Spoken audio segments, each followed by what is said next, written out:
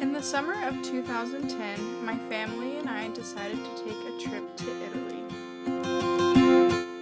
My dad served his mission in Milan, and his twin brother served a mission in Rome. My uncle Scott still lives in Italy today.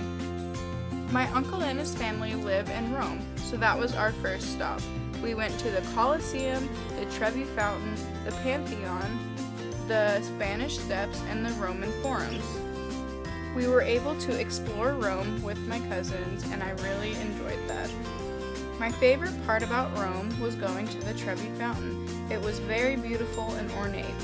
I loved that we got to throw our coins in to ensure a return to Rome. Another thing we did in Rome was go to St. Peter's Basilica and the Vatican Museum. I loved that we got to go to the top and see and overlook Rome.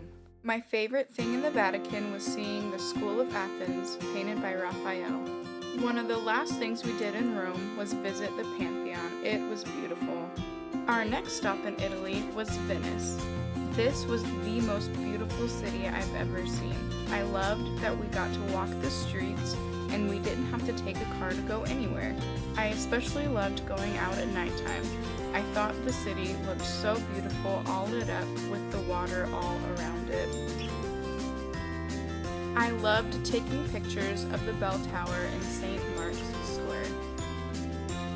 We then were able to take a day trip to Milan. This was especially wonderful because this is where my dad served part of his mission. It was really special for our family. We then were able to drive through Tuscany. On our way, we stopped in Pisa.